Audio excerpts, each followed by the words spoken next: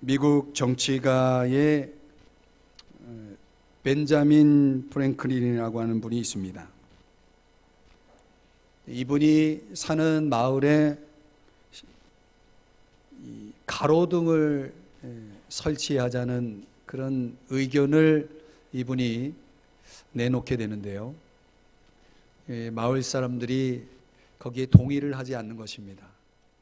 그래서 말로 설득이 안 되니까 이분이 직접 이 등불의 효과를 보여주기로 마음을 먹고 멋진 등잔을 사고 밤마다 그 심지에 불을 붙이는 그런 일을 하게 됩니다. 이 이웃들이 보면서 참 한심하기도 하고 이상하기도 하고 등은 집 안에서 켜야지 저렇게 밖에다 저렇게 해놓는 게 그 낭비 아닌가 이렇게 사람들이 생각을 했는데, 이제 보니까 밤에 그 등불이 켜져 있는 그 거리를 지나갈 때마다 사람들이 화나니까 돌에 넘어지는 일도 없고 또 길 방향도 이렇게 분간할 수 있고 도움이 되더라는 거예요.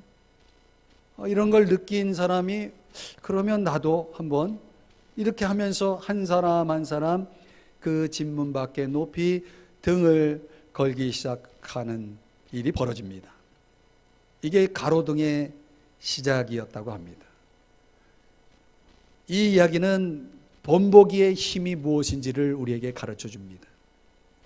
말로 설득이 안 됐을 때 물러서지 않고 이 벤자민 프랭클린은 직접 자신이 그 효과를 증명하기 위해서 행동으로 본보기를 나타내죠.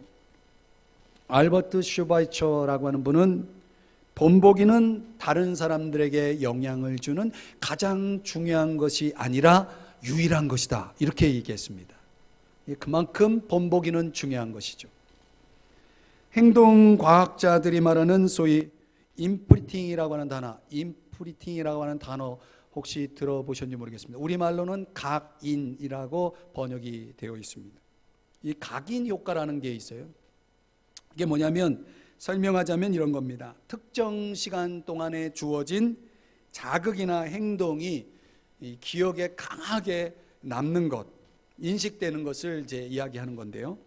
이 콘라트 로렌츠라고 하는 동물학자가 그 인큐베이터에서 부화된 그 거위 새끼들이 태어나면서 그때 아주 처음 정확하게 생후 36시간 이내에 그 태어난 거위가 본 움직이는 물체에 깊은 영향을 받는다는 걸 알게 됩니다.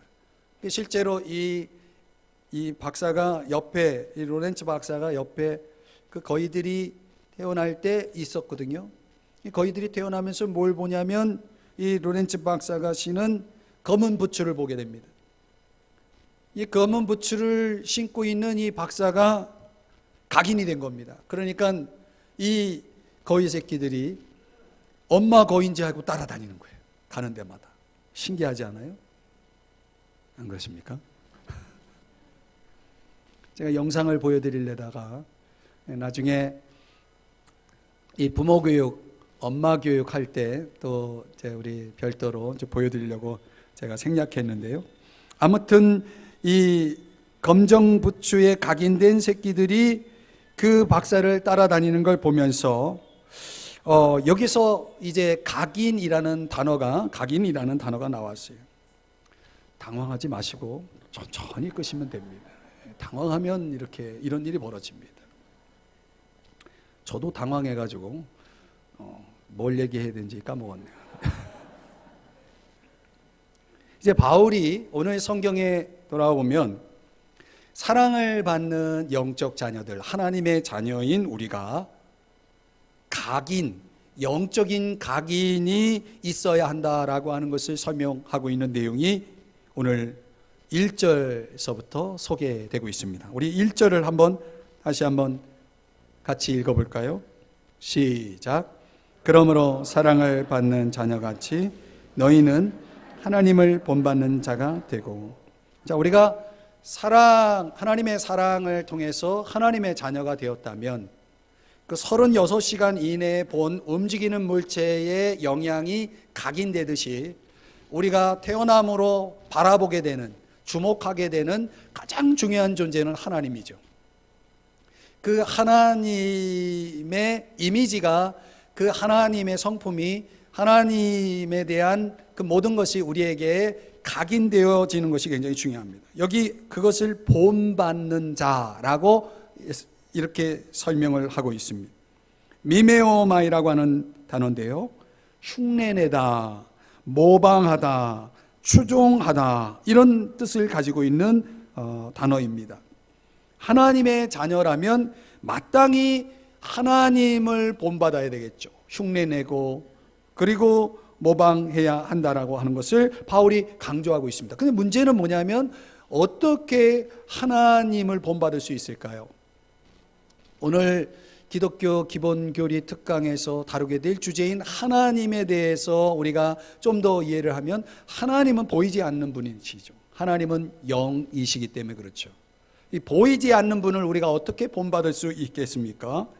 그래서 하나님을 본받게 하기 위해서 하나님께서 하신 일을 요한복음 1장 18절에서는 이렇게 말씀합니다. 우리 같이 함께 여러분 자막을 보시고 같이 읽어봅니다. 시작. 본래 하나님을 본 사람이 없으되 아버지 품속에 있는 독생하신 하나님이 나타내셨느니라. 본래 하나님을 본 사람이 없으되, 왜요? 영이시기 때문에 하나님을 볼 수가 없어요. 그런 분을 볼 수 있도록 나타내셨죠. 어떻게? 독생하신 하나님, 우리가 잘 아는 독생자 예수 그리스도를 말씀하죠. 그분이 나타나신 겁니다. 그래서 궁극적으로는 하나님을 본받는 자가 된다는 것은 달리 얘기하면 그리스도를 본받는 자가 된다는 것이죠. 그래서 오늘 2절의 말씀에 보면 그리스도께서 이렇게 시작합니다. 그리스도께서 뭐뭐 하신 것 같이 너희도 그렇게 행하라. 그러니까 그리스도를 모방하라, 본받아라 라고 하는 말씀이 2절 이하의 내용 속에 담겨 있습니다. 자, 그렇다면 하나님의 자녀가 된, 사랑받은 하나님의 자녀가 된 우리가 그리스도를 본받기 위해서 어떤 삶을 살아야 할까요? 그리스도를 본받는 삶이란 어떤 모습일까? 오늘 성경 본문을 통해서 세 가지를 함께 생각해 보려고 합니다. 첫 번째는요, 아낌없이 자신을 내어주는 삶을 사는 것입니다. 아낌없이 자신을 내어주는 삶을 사는 것입니다.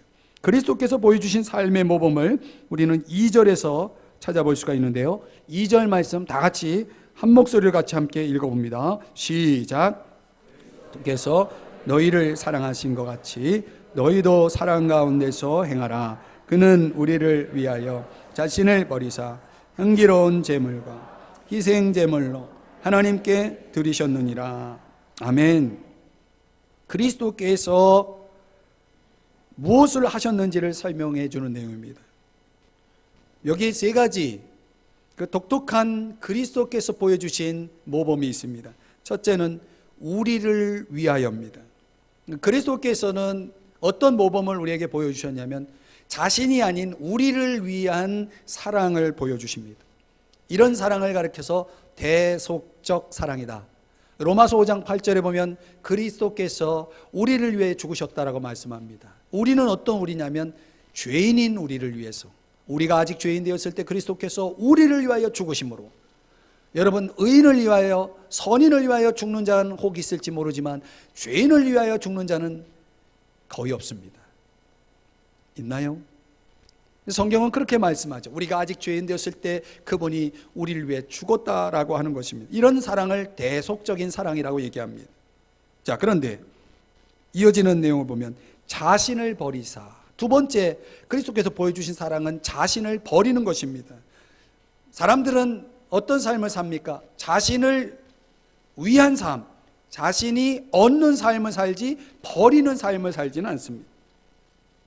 이 버리다라고 하는 파라디도미라고 하는 단어는 항복하다, 포기하다, 맡기다, 이런 뜻을 가지고 있는 단어인데요, 자기 만족적인 삶이 아니라 자기를 항복시키고 포기시키고 그리고 자기를 맡기는 겁니다. 누구에게? 아버지에게. 그래서 예수 그리스도는 십자가에서 죽으신 겁니다. 자기를 부인했기에. 왜 부인했냐? 그것이 하나님 아버지의 뜻이기 때문에 순종하여서 십자가에 죽으셨다는 거죠. 그래서 자기를 버리는 사랑, 아주 고귀하고 위대한 사랑 아닙니까? 세 번째는 향기로운 제물과 희생 제물로 하나님께 드리셨느니라. 여기 제물과 희생 제물은 거의 동의어라고 보면 됩니다. 희생 제물로 하나님께 드렸다. 희생적인 사랑이라는 거죠. 그러니까 그리스도의 사랑을 정리해 보면 그분이 보여준 사랑은 인색하지 않았어요. 아낌없이 주는 사랑이었고, 자기를 위한 사랑이 아니라, 자기 만족적인 사랑이 아니라 자기 전부를 주는 그런 희생적이고 대속적인 사랑이었다는 것을 알 수 있습니다. 이런 사랑에 대해서 누가 감동하시냐면 하나님 아버지께서. 그래서 향기로운이라는 단어가 여기 등장하죠. 이 단어는 구약으로 말하면 하나님이 제사를 받으셨다, 기뻐하셨다라고 하는 것을 나타내는 단어가 향기로운 단어, 향기로운이라는 단어입니다.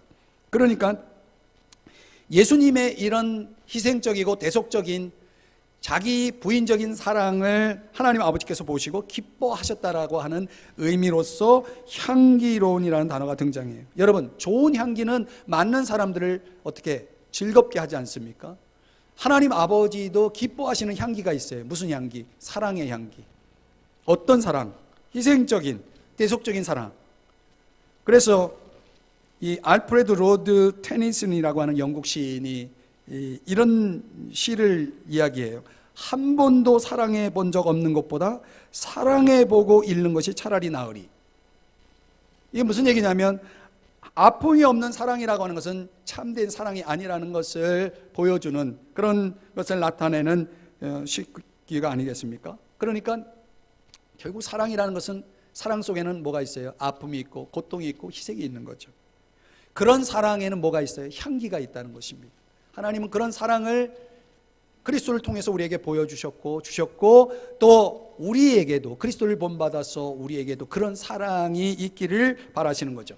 이런 사랑의 향기는 아낌없이 자신을 내어주는 삶을 통해서 나온다는 것입니다. 여러분에게도 이런 향기가 있나요? 있나요? 예수님께서 이 땅에 오신 목적을 이렇게 밝혔습니다. 마태복음 20장 28절 말씀 다 같이 한번 읽어보겠습니다. 시작. 인자가 온 것은 섬김을 받으려 함이 아니라 도리어 섬기려 하고 자기의 목숨을 많은 사람의 대속물로 주려 함이니라. 예수님께서 이 땅에 오신 목적이 뭐라고요? 섬기기 위해서 오셨다. 자기 목숨을 대속물로 주기 위해서 오셨다라고 말씀합니다. 당연히 예수님을 본받는다면 오늘 우리도 섬기는 삶으로 나아가야 되겠죠. 기독교 사상가인 말콤 머거리지라고 하는 이름을 가진 분이 있습니다. 이 기독교 사상가는 이런 말을 했어요. 이 시대의 문화라고 하는 이 실용주의라는 것이 현대 그리스도인들에게 빼앗아간 두 가지가 있다. 첫째는 결단이고 두 번째는 헌신이다. 그러니까 이 실용주의 문화 속에 실용주의 시대를 살아가는 사람들 가운데 기독교인들, 특별히 기독교인들이 이 실용주의 문화의 영향 아래서 뭘 잃어버리기 시작했냐면 결단하지 않는 것, 그리고 헌신하지 않는 것, 이런 영향을 받았다는 것입니다. 반대로 얘기하면 진정한 그리스도인들에게는 결단이 있어야 되고 헌신이 있어야 된다는 거죠. 경험이나 결과를 중시하고 어떤 유용성을 강조하고 주장하는, 유용해야 그것이 진리고 참이라고 주장하는 이런 실용주의 시대의 문화가 결국은 사람들로 하여금 뭘 꺼리게 만들었느냐면 개인주의와 그리고 이기주의가 만연하면서 사람들로 하여금 누군가를 위해서 살아가는 것들이 점점 줄어들기 시작하면서 나를 위해 살아야 된다라고 하는 차원으로 가죠. 여러분, 예수님께서 이런 말씀을 하셨습니다. 누가복음 9장 23절입니다. 다 같이 한번 읽어보죠. 시작. 또 무리에게 이르시되 아무든지 나를 따라오려거든 자기를 부인하고 날마다 제 십자가를 지고 나를 따를 것이니라. 여러분, 우리가 잊지 말아야 됩니다. 예수님을 따르는 사람들, 즉 예수 믿는 사람들은 예수님을 본받아야 되겠죠. 그런 삶을 살아가는 사람들은 반드시 예수 그리스도가 걸어가신 그 길을 갈 수 있어야 됩니다. 그 길은 섬김의 길이고 헌신의 길이죠. 그러기 위해서는 우리가 끊임없이 우리 자신을 부인해야 하는 것입니다. 여러분에게 외람된 질문을 한번 던지고 싶어요. 여러분들은 지금까지 신앙생활하면서 여러분이 교회를 선택할 때 어떤 기준을 가지고 선택했나요? 실용적인 질문이죠. 여러분은 어떤 기준을 가지고 교회를 선택하시나요? 내가 무엇을 얻을 수 있는가? 유용성의 차원 아닙니까? 어떤 유익이 있는가? 이 교회가 나에게 어떤 유익을 줄 수 있는가가 여러분이 교회를 정하는 기준 아니었습니까? 그렇지 않은 분도 있겠지만 말이죠. 오늘 이 말씀을 가지고 우리에게 한번 적용해 보면 우리가 성경적인 차원에서 교회를 선택하는 기준은 내가 무엇을 얻을 것인가가 아니라 내가 무엇을 줄 것인가여야 한다는 거죠. 그런 차원에서 어떤 교회가 나를 필요로 하는가, 과연 이 교회는 나를 필요로 하는가, 나의 섬김의 자리가 있는가, 내가 헌신할 역할이 있는가, 이런 차원에서 교회를 선택했다면 그분은 그리스도를 본받는 길을 가고 있는 분들입니다. 오늘날 말씀드린 대로 이 말콤 머거리지가 지적한 이 실용주의의 어떤 그 철학이, 사상이, 이 이념들이, 문화가 끊임없이 우리로 하여금 굉장히 실용적인 그런 인간으로 만들어가지만 헌신적인 인간을 만드는 데는 실패하고 있죠.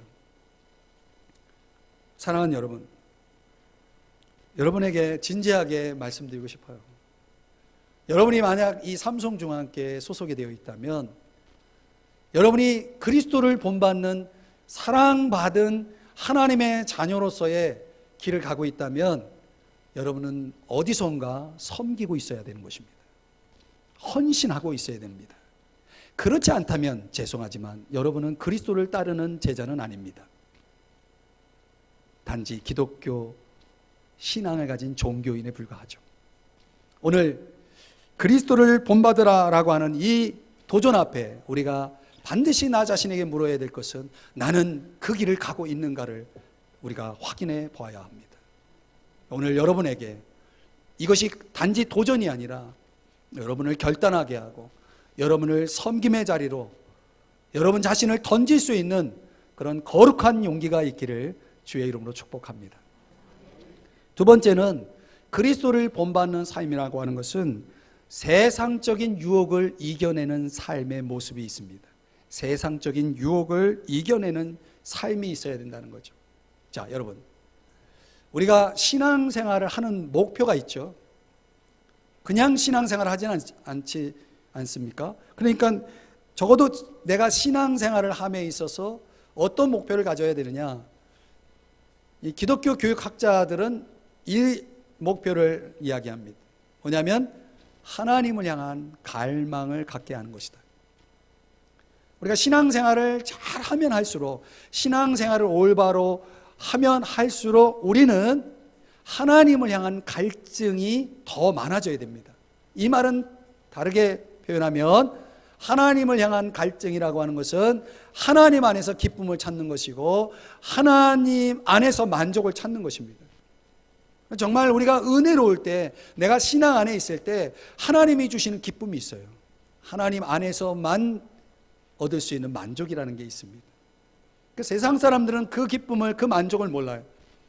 그래서 하나님을 향한 갈증을 갖고 살아가는 사람과 그 반대적인 삶을 살아가는 사람들에게 있는 것은 세상을 향한 갈증이 있는 거죠. 세상을 향한 갈증은 반대로 말하면 세상에서 기쁨을 찾고 세상이 주는 만족을 찾는 사람들입니다. 그런데 성경은 요한일서 2장 15절에서 이렇게 말씀합니다. 우리 다 같이 함께 읽어봅니다. 시작. 이 세상에 있는 것들을 사랑하지 말라. 누구든지 세상을 사랑하면 아버지의 사랑이 그 안에 있지 아니하니. 여러분, 성경은 세상을 사랑하지 말라라고 얘기합니다. 이 세상을 향한 이 갈증이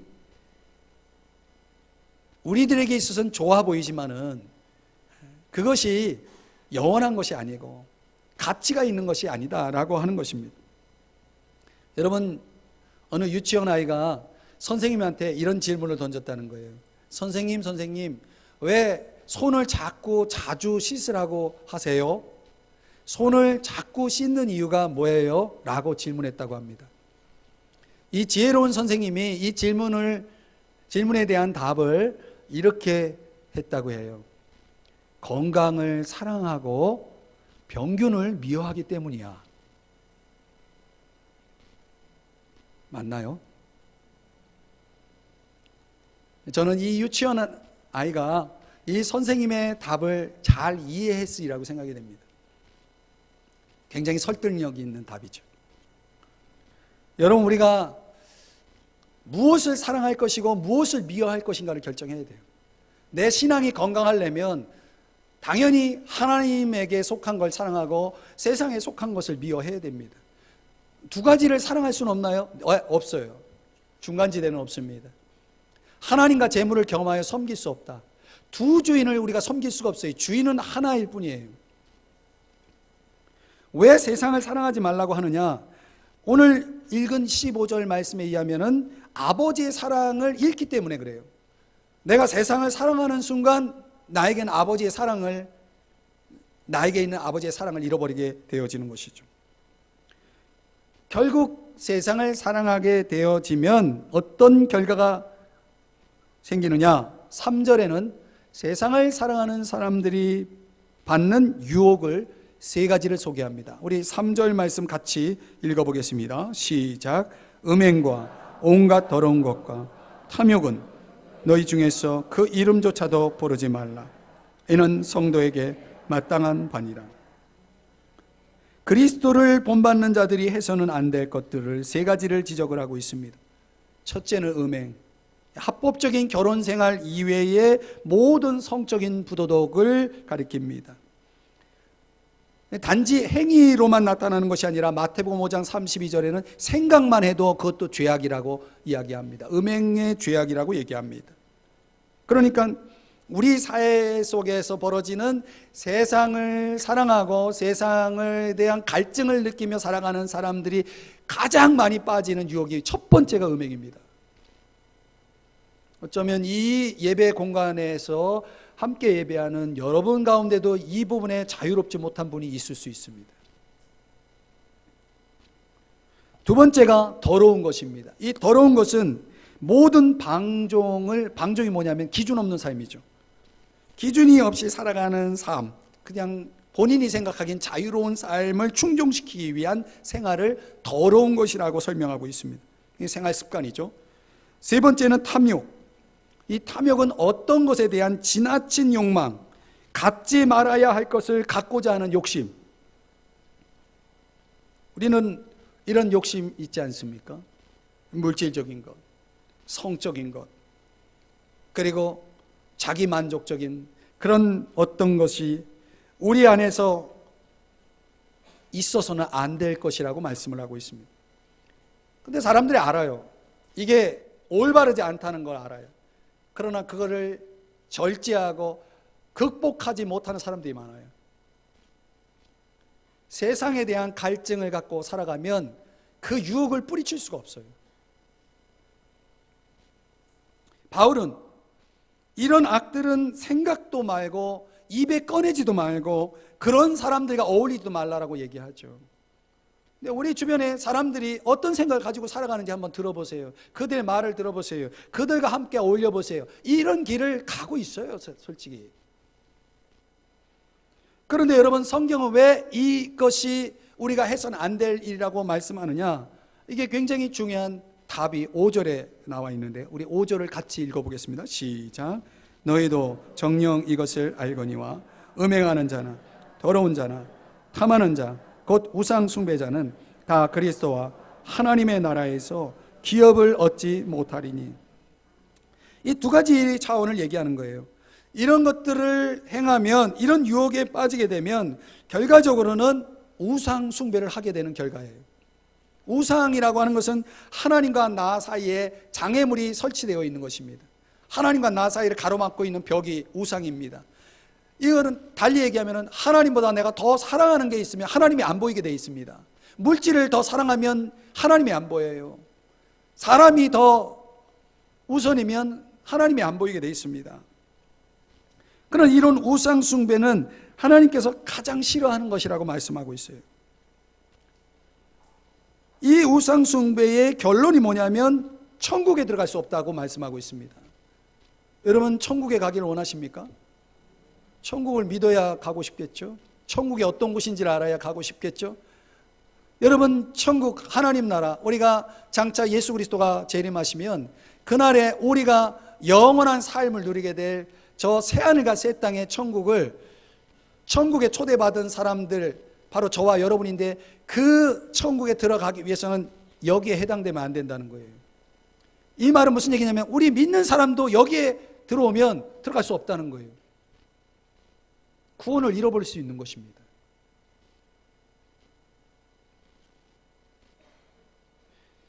뿐만 아니라 미래적으로 천국에 못 들어갈 뿐만 아니라 현재적으로도 주님의 나라, 내 마음속에 이루어지는 천국이 있습니다.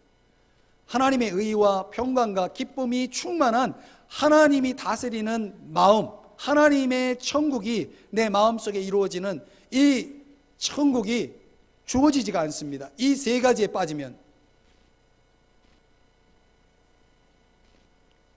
둥근 새라고 하는 동화가 있어요. 이 동화 속 이야기는 간단히 요약하면 이런 겁니다. 아주 작고 둥근 새가 있었는데 작기 때문에 날개도 작아요. 그래서 날 수가 없어요. 근데 너무너무 날고 싶은 거예요. 너무너무 날고 싶은데 날 수가 없잖아요. 안간힘을 써서 저 높은 나무에 올라가서 한번 날아보면 날아질까 해서 높은 나무에 올라가서 날아보는데 역시 날기는커녕 땅에 떨어지고 말았어요.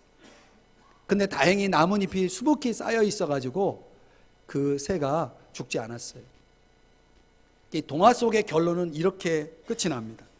결론만 읽어드리면, 이제 둥근 새는 자신이 아주 많이 원하고 노력을 해도 할 수 없는 일이 있다는 것을 알았습니다.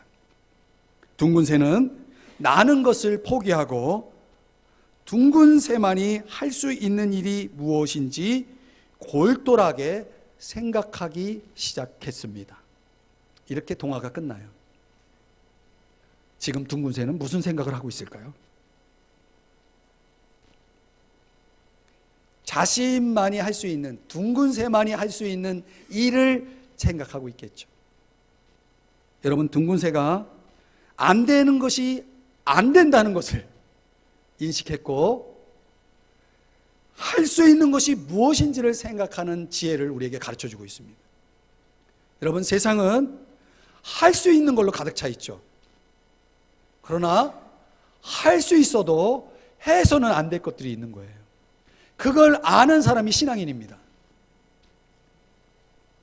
사람이 뭐든지 하고 싶은 것을 하면, 뭐든지 갖고 싶은 것을 가지면 행복합니까? 돈을 많이 가지면 행복합니까? 요즘 뉴스에 나오는 거 보니까 돈이 많아도 행복하지 않은 사람 많은 것 같아요. 돈이 없으면 행복하지 않습니까? 돈이 없으면 불편하긴 해도 꼭 행복하지 않은 사람은 아니에요.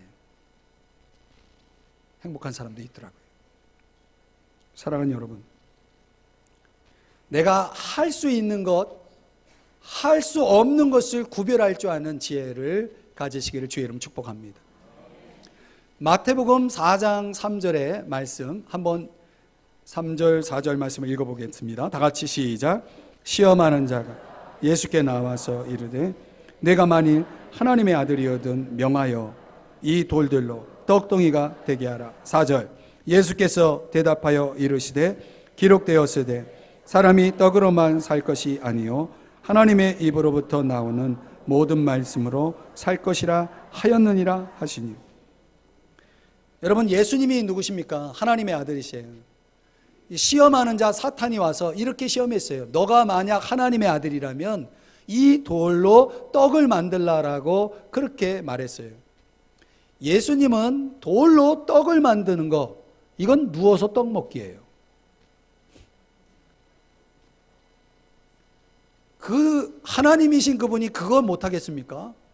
이 지구상에 존재하는 모든 돌을 떡으로 만들 수 있는 능력이 있으신 분입니다. 왜? 하나님이시니까. 그런데 그렇게 하셨나요?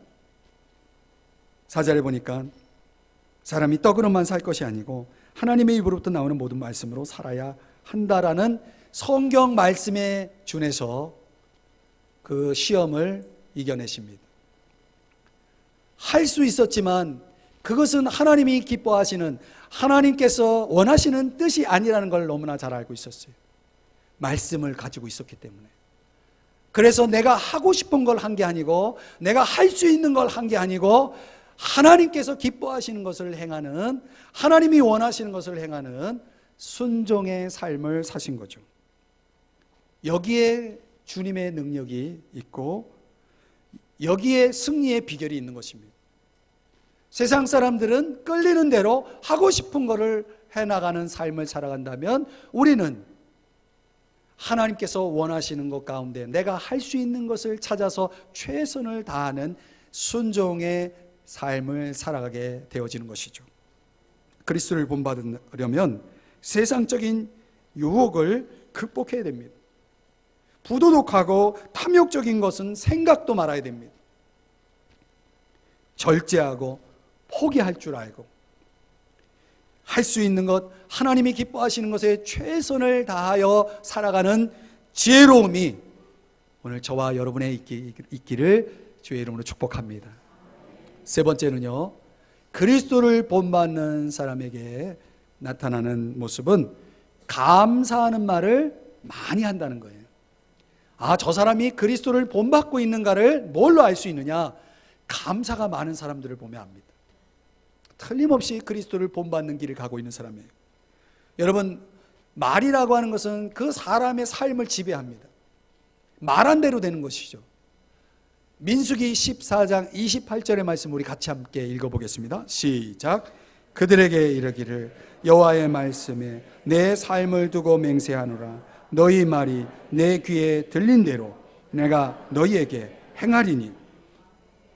여러분, 하나님께서 우리의 말이 그분의 귀에 들린 대로, 하나님은 우리의 말을 다 들으신다는 거예요. 들은 대로 내가 행하겠다는 거예요.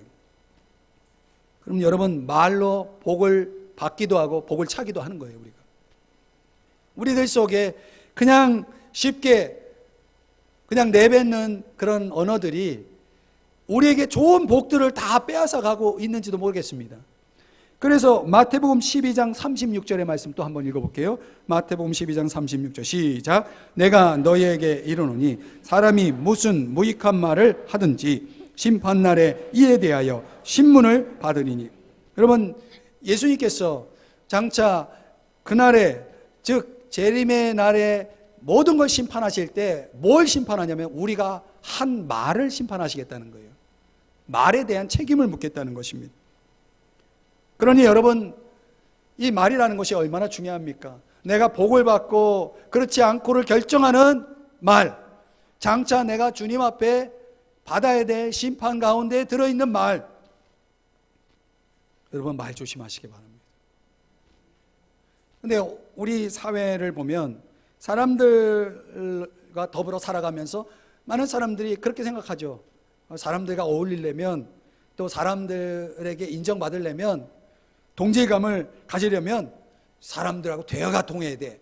그 대화가 통하는 방법 가운데 사람들이 뭘 좋아하는지, 뭘 듣기를 원하는지 그 듣고 싶어하는 이야기들을 내가 하고자 합니다. 그런 말들이 어떤 말인지 한번 봅시다. 4절 다 같이 4절 말씀 읽어봅니다. 시작. 누추함과 어리석은 말이나 희롱의 말이 마땅치 아니하니 오히려 감사하는 말을 하라. 이 세상 사람들이 사람들과 어울려서 사람들과 동질감을 갖고자 흔히 일상 속에서 내뱉는 말들의 세 종류를 바울이 지적하면서 이 세 가지를 하지 말라는 거예요. 첫째, 누추한 말, 부끄러운 말이에요. 여러분, 사람이 듣기에 이건 참 부끄럽다, 이런 말 하지 말아야 됩니다. 어리석은 말, 분별 없이 내뱉는 말. 사람이 이 선악, 옳고 그름에 대한 그런 것들을 분별할 줄 알잖아요. 그 말도 그런 걸 구별할 수 있어야 된다는 거죠. 희롱의 말, 이거는 음란하고 거친 농담. 어떻게 보면 사람들은 재치 있는 윗들하고 이 농담이라고 생각할지 모르지만은 음란하고 거친 농담이 있다는 거죠. 실제로 요즘 사람들 모여서 대화 나누는 거 보면 참 듣기 민망한 소리들이 많아요. 어느 날은 길을 가다가 뭐 들으려고 들은 건 아니고 하도 소리가 커가지고 들었는데 욕으로 시작해서 욕으로 끝나더라고요. 근데 재미있는가 봐요. 서로 막 웃으면서 욕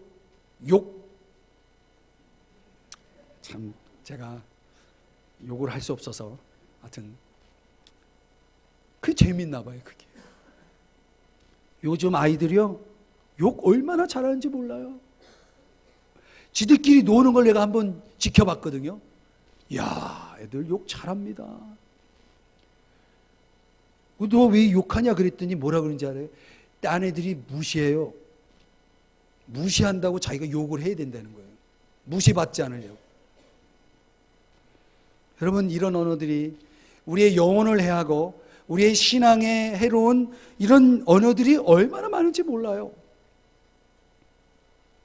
성경은 뭐라고 말씀하냐면 오히려라고 하는 이 단어는 헬라어로 말론이라고 하는 단어인데 무슨 뜻이냐면 더욱 더 좋은, 아주 많이, 이런 의미를 가지고 있는 단어예요. 말론, 더욱 더 좋은, 아주 많이. 어떤 말을 하라? 감사하는 말을 하라. 감사하는 말이 뭡니까? 유카리스티아라고 하는 단어를 쓰는데 좋은 그리고 은혜라는 두 단어의 합성어입니다. 그러니까 우리가 이미 하나님의 은혜를 경험했잖아요. 그 은혜, 하나님이 주신 은혜에 대해서 감사하는 말, 은혜를 자꾸 고백하고 나누는 그런 감사의 말이 많아져야 한다라고 하는 거예요. 더욱 많아져야 된다는 얘기입니다. 여러분에게 이런 감사가 있나요? 우리 예수님께서 보여주신 모범을 보면 예수님이 저 유명한 오병이어의 기적을 행하실 때 먼저 기적 앞에서 뭐 하시냐면 감사하십니다. 또 예수님이 죽은 나사로를 살리시기 전에도 감사하시는 모습을 봐요. 여러분, 예수님이 십자가에 달려 죽기 직전 제자들과 뭐 하시냐면 최후의 만찬이라는 걸 하게 됩니다. 그 만찬에서 제자들을 축복하면서 뭘 하시냐면 감사를 또 하고 있습니다. 그러니까 예수님의 생애 속에 아주 독특하게 드러났던 삶의 특징은 그분의 삶은 감사의 삶이었다는 것입니다. 우리가 예수님을 본받으면 당연히 우리의 언어는 감사의 언어가 되어야 합니다. 데살로니가전서 5장 18절 말씀 같이 읽어봅니다. 시작. 범사에 감사하라. 이것이 그리스도 예수 안에서 너희를 향하신 하나님의 뜻이니라. 하나님의 뜻이 뭐예요? 범사에 감사하는 겁니다. 윌리엄 템플이라고 하는 분이 이런 말을 했어요. 미래의 축복을 위해 기도하는 것보다 지금까지 은혜 주심에 대해 감사하는 것이 우리의 영적 진보에 더 도움이 된다. 우리는 앞으로 하나님이 내게 주실 축복을 기대하고 그 축복을 위해 기도하지만 당장 우리 안에서 현재 우리에게 주어진 은혜, 축복에 대해서는 감사할 줄 모르는 사람들이 너무 많아요. 은혜를 구하지만 이미 주신 은혜에 감사하지 않는 이런 앞뒤가 맞지 않는 사람들. 여러분, 심리학과 관련해서 재미있는 통계가 나왔는데 IQ가 높은 사람일수록 남을 칭찬하는 일에 인색하대요. 왜 그럴까요? 내가 더 낫다는 얘기죠. 내가 더 낫기 때문에, 상대보다 내가 더 낫기 때문에 오히려 헐뜯고 험담하고 독서를 사용하고 이런 경우가 많죠. 모두가 다 그런 건 아니지만 뭐 신빙성이 있는 데이터라고 생각하지 않아도 좋습니다. 어떻든 심리학과 관련해서 이런 통계가 나왔다는 것은 흥미로운 거죠. 여러분, 세계 언어 가운데 이 아주 대화 기술이 뛰어난, 가장 대화 기술이 좋다라고 하는 나라가 어떤 나라인지 아십니까? 스페인이라고 합니다. 스페인. 축구 잘하는 나라. 이 스페인이라고 하는 나라의 이 보편적인 그들의 대화 속에 일어나는 하여튼 그 대화의 기본이 뭐냐면 상대를 굉장히 긍정해주고 칭찬해주는 대화 법이라고 합니다. 그래서 사람들이 예를 들어서 어느 집에 초대를 받았어요. 그럼 초대받은 사람이 가가지고 그 집 주인에게 이렇게 말하는 거예요. 제가 지금까지 방문한 집 중에 이 집처럼 아름다운 집이 없네요. 이렇게 말한다는 거예요. 그러면 그 초대받은 사람을 그 말을 받아서 주인이 뭐라고 얘기하냐면 당신이 함께 하셔서 당신이 이 자리에 있음으로 인해서 훨씬 좋아 보인다고 이렇게 반응한다는 거예요.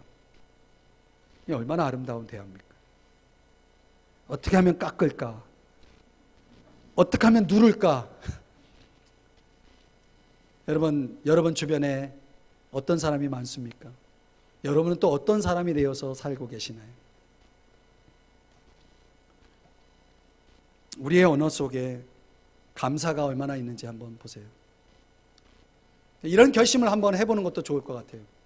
오늘부터 하루에 100번 이상 내가 감사라는 단어를 써보자. 실제로 내가 내 언어 속에 감사라는 단어가 몇 번 들어있는지 한번 먼저 체크부터 해보세요. 놀랄 일이에요. 거의 쓰지 않죠. 오늘 여러분들이 예배가 끝나고 나갈 때 제가 여러분 한 분 한 분에게 감사라는 단어를 쓸 겁니다. 저는 오늘 100번 이상 쓸 거예요. 그리스도를 본받으려면 감사의 말이 넘쳐야 됩니다. 감사하는 자가 되라는 것입니다. 말씀의 결론을 맺을게요. 이 엄마와 하나님이라는 제목의 동시가 있어요. 시인데요. 이런 내용이에요. 하나님은 우리에게 손가락들을 주셨는데 엄마는 포크를 써라 하셔요. 하나님은 우리에게 목소리를 주셨는데 엄마는 소리 지르지 마라 하시고요. 하나님은 우리에게 물 웅덩이를 주셨는데 엄마는 물장난 하지 마라 하시고요. 하나님은 빗방울을 주셨는데 엄마는 비를 맞으면 안 된다 하시고요. 중간 생략하고 끝은 이렇게 끝납니다. 그리고 전 똑똑한 편은 아니지만 한 가지는 분명해요. 엄마가 틀렸던가 하나님이 틀렸던가 둘 중 하나예요. 이 실버스타인이라고 하는 시인이 쓴 동시인데요. 이 천진한 어린아이의 시각 속에 어른들의 세계가 얼마나 고장났는가, 이거를 꼬집는 시라고 봅니다. 어쩌면 우리의 일상 속에서 하나님이 주신 것에 대해 우리가 얼마나 많은 부분에 있어서 왜곡되어 있는지, 우리의 생각과 태도와 우리의 삶의 양식들이 얼마나 왜곡되어 있는지를 한번 돌아봤으면 좋겠어요. 과연 우리는 하나님의 자녀인가요? 그분의 사랑을 경험했나요? 그래서 하나님의 자녀다운 모습이 내 삶 속에 있나요? 얼마큼 여러분은 여러분을 다른 사람에게 주고 있나요? 집에 가서 여러분의 가족을 위해서 여러분이 하는 일은 뭔가요? 교회에서 여러분이 여러분 다른 성도들을 위해서 하시는 일은 뭔가요?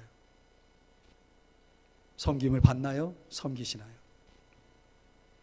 그리스도를 본받는 자가 되셔야 됩니다.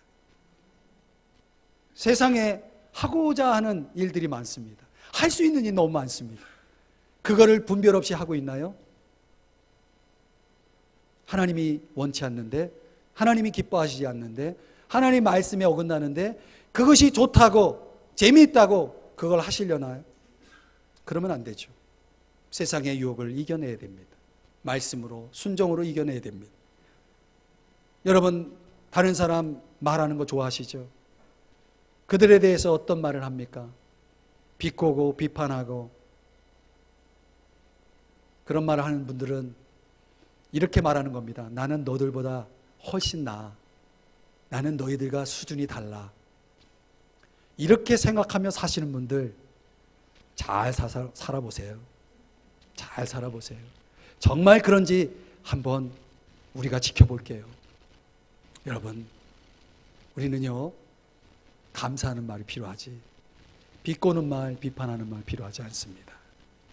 우리들 속에 감사가 얼마나 많은데, 할 말이 얼마나 많은데, 하지 말아야 될 말들을 모아서 그 말들을 하느라고 시간을 보낸다는 것은 이것이 얼마나 하나님 자녀답지 못한 삶인지를 아셔야 됩니다. 오늘부터 하루에 100번 이상 감사하십시다. 감사하는 말을 많이 하시는 여러분 되시길 주의 이름으로 축복합니다. 우리 다 같이 자리에서 일어나서 찬송 부르고 죽도록 예배를 마치죠. 말씀을 생각하면서 우리 결단하십시다. 성자의 귀한 몸 날 위하여 버리신 그 사랑 고마워라. 우리 고백하며 찬양합니다. 성자의 귀한 몸 나 위하여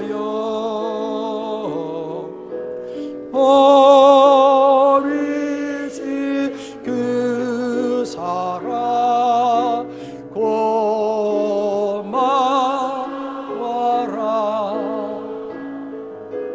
내 머리 숙여서 주님께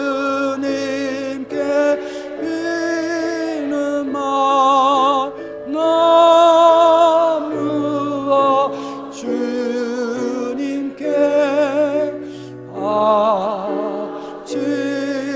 아치리까.